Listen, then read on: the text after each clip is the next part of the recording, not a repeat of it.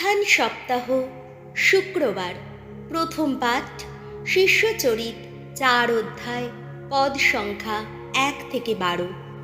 মহাসভায় দাঁড়িয়ে পিতর ঘোষণা করলেন, যিশুর নামের শক্তিতেই মানুষ পরিত্রাণ লাভ করতে পারবে। সেদিন সেই জন্মখঞ্জ সুস্থ হয়ে ওঠার পর পিতর আর যোহন যখন মন্দিরে ভাষণ দিচ্ছেন, পিতর ও যোহন লোকদের উদ্দেশ্যে কথা বলছেন, এমন সময় যাজকেরা, মন্দির পাল ও সাধুকিরা সেখানে এসে পড়লেন। তারা দুজনে যে এইভাবে লোকদের উপদেশ দিচ্ছেন, যিশুর পুনরুত্থানের কথা শুনিয়ে তারা যে মৃতদেহ মধ্য থেকে মানুষের পুনরুত্থানের কথাই প্রচার করছেন, এতে তারা খুবই অসন্তুষ্ট হয়েছিলেন। তাই তারা তাদের গ্রেপ্তার করলেন। তবে ইতিমধ্যেই সন্ধ্যা হয়ে গিয়েছিল বলে পরের দিন পর্যন্ত কারাগারে তাদের আটকে রেখে দিলেন। কিন্তু যারা সেদিন ঐশ্ববাণী শুনেছিল, তাদের অনেকের অন্তরে খ্রিস্ট বিশ্বাস তো ততক্ষণে জেগে উঠেছে। ফলে পুরুষ শিষ্যের মোট সংখ্যা তখন 5,000-এর মতোই হয়ে দাঁড়ালো। পরের দিন ইহুদিদের সমাজ নেতারা, প্রবীণেরা ও শাস্ত্রীরা এসে জেরুজালেমে সমবেত হলেন। তাদের সঙ্গে এলেন মহাযাজক আন্না, কাইয়াফা, যোহন, আলেকজান্ডার এবং মহাযাজক বংশের সমস্ত লোক। পিতর ও যোহনকে সকলের সামনে দাঁড় করিয়ে তারা জিজ্ঞেস করলেন, বলো, কোন শক্তিতে, কার নামে এ কাজ করেছ তোমরা? পিতর তখন পবিত্র আত্মার প্রেরণায় উদ্বুদ্ধ হয়ে বলে উঠলেন, শুনুন জাতির নেতারা, শুনুন প্রবীণেরা, একজন পঙ্গু মানুষের যে উপকার আমরা করেছি সেই সম্বন্ধে আজ যখন আমাদের জেরা করা হচ্ছে, যখন এই কথা জিজ্ঞেস করা হচ্ছে যে কেমন করে সে সুস্থ হয়ে উঠেছে, তখন আপনারা সকলে এবং ইসরায়েল জাতির সকলেই জেনে রাখুন, নাজারেথের সেই যীশু খ্রিস্টের নাম শক্তিতেই, যাকে আপনারা ক্রুশে দিয়েছিলেন, কিন্তু ঈশ্বর যাকে মৃতদের মধ্য থেকে পুনরুত্থিত করেছেন, তাঁরই শক্তিতে এই লোকটি এখন আপনাদের সামনে সুস্থ দেহে দাঁড়িয়ে রয়েছে।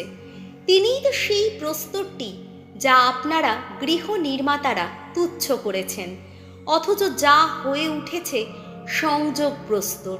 তাঁর হাতে ছাড়া আর কারো হাতে ত্রাণ করার ক্ষমতাও তো নেই, কারণ আকাশের নিচে মানুষের সামনে এমন আর কোনো নাম নির্দিষ্ট করে রাখা হয়নি, যে নামের শক্তিতে আমরা পরিত্রাণ লাভ করতে পারি। প্রভুর বাণী। শাম সঙ্গীত ধুয়ো। ভগবানের স্তব গান করো, আহা মঙ্গলময় তিনি। ভগবানের গুণগান করো, কতটা মঙ্গলময় তিনি। তাঁর দয়া সে তো চিরকালেরই দয়া। বলুক ইসরায়েল, তাঁর দয়া সে তো চিরকালেরই দয়া। ভগবত ভীরু যারা, বলুক তারা, বলুক, তাঁর দয়া সে তো চিরকালেরই দয়া। ধুয়ো। ভগবানের স্তব গান করো, আহা মঙ্গলময় তিনি।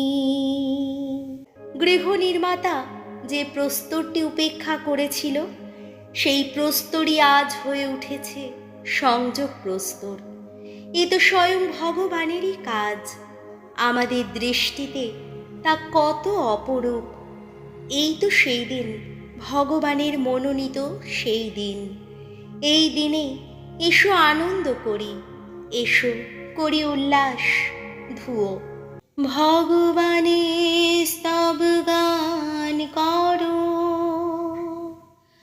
আহা মঙ্গলময় তিনি। ওগো ভগবান, দোহাই তোমার, করো আমাদের ত্রাণ। ওগো ভগবান, দোহাই তোমার, দাও, দাও সফলতা। ভগবানের নামে আসছেন যিনি, ধন্য তিনি, ধন্য। ভগবানের ভবন থেকে আশীর্বাদ জানাচ্ছি তোমাদের। ভগবানই ঈশ্বর, তার কাছ থেকে আমরা পেয়েছি আলো, ধুয়ো। ভগবানের স্তব গান করো, আহা মঙ্গলময় তিনি। বাণী বন্দনা। তোমার বাণী জীবনের আলো প্রভু, জীবনের আলো প্রভু, জীবনের আলো প্রভু, জীবনের আলো প্রভু, জীবনের আলো প্রভু। তোমার বাণী জীবনের আলো প্রভু। যোহন রচিত মঙ্গল সমাচার, 21 অধ্যায়, পদ সংখ্যা 1 থেকে 14। টাইবেরিয়াস সাগরের তীরে কয়েকজন শিষ্যের কাছে পুনরুত্থিত যিশুর দর্শন দান। পুনরুত্থানের পরে যিশু শিষ্যদের কাছে আবার দেখা দিয়েছিলেন। এবার টাইবেরিয়াস সাগরের তীরে তিনি এবার দেখা দিয়েছিলেন এইভাবেই। সিমন পিতর, যমজ নামে পরিচিত থমাস, গালিলিয়ার কানা নগরের নাথানায়েল, জেবেদের 2 ছেলে এবং যিশুর আরও 2জন শিষ্য তখন সকলেই একসঙ্গে ছিলেন। সিমন পিতর তাদের বললেন, আমি মাছ ধরতে যাচ্ছি। অন্যেরা বললেন, চলো আমরাও তোমার সঙ্গে যাব। তারা তখন বেরিয়ে নৌকোয় গিয়ে উঠলেন, কিন্তু সেই রাতে তারা কিছুই ধরতে পারলেন না। তখন সবে ভোর হয়েছে। এমন সময় দেখা গেল সাগর তীরে দাঁড়িয়ে আছেন স্বয়ং যিশু।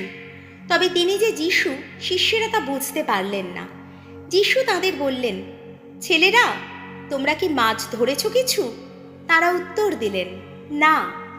তিনি বললেন, নৌকোর ডান দিকে একবার জালটা ফেলো তো, তাহলে তোমরা কিছু পাবেই। তাই তাঁরা জাল ফেললেন। এত মাছ উঠল যে জালটা আর তোলাই গেল না। তখন যিশু যে শিষ্যকে বিশেষ স্নেহের চোখে দেখতেন, সেই শিষ্য পিতরকে বলল, উনি প্রভু। সিমন পিতর যখন শুনলেন যে উনি প্রভু, তখনই তিনি তার ওপরের পোশাকটা গায়ে জড়িয়ে নিলেন, কারণ তিনি তখন খালি গায়ে ছিলেন। তারপর তিনি জলে ঝাঁপিয়ে পড়লেন। অন্যান্য শিষ্যেরা মাছ ভর্তি জালটি টানতে টানতে নৌকো করেই ফিরে এলেন। তারা তখন ডাঙা থেকে বেশি দূরে নয়, কম বেশি 200 হাত দূরে ছিলেন। ডাঙায় পা দিয়ে তারা দেখতে পেলেন সেখানে কাঠ কয়লার আঁচ জ্বলছে। তার উপর চাপানো রয়েছে কিছু মাছ, পাশেই রয়েছে কিছু রুটি। যিশু তাদের বললেন, যে মাছ তোমরা এইমাত্র ধরেছ তার কয়েকটা নিয়ে এসো। সিমন পিতর তখন নৌকোয় উঠে জালটি ডাঙায় টেনে তুললেন। বড় বড় মাছে ভর্তি সেই জালটিতে সব শুদ্ধ 153টি মাছ ছিল। অথচ অতগুলো মাছ থাকা সত্ত্বেও জালটি একটুও ছিঁড়ে যায়নি। যিশু তখন তাদের বললেন, এসো, তোমরা এবার সকালের খাওয়াটা সেরে নাও। শিষ্যদের কেউই তাকে জিজ্ঞেস করতে সাহস করলেন না যে আপনি কে। তাদের আর জানতে বাকি ছিল না যে তিনি প্রভু। যিশু তখন এগিয়ে এলেন এবং নিজেই সেই রুটি নিয়ে সকলের হাতে দিলেন। তারপর সেইভাবে মাছও দিলেন তিনি। মৃতদের মধ্য থেকে পুনরুত্থিত হওয়ার পর যিশু এই 3য়বার শিষ্যদের কাছে দেখা দিয়েছিলেন। প্রভু যিশুর মঙ্গল সমাচার।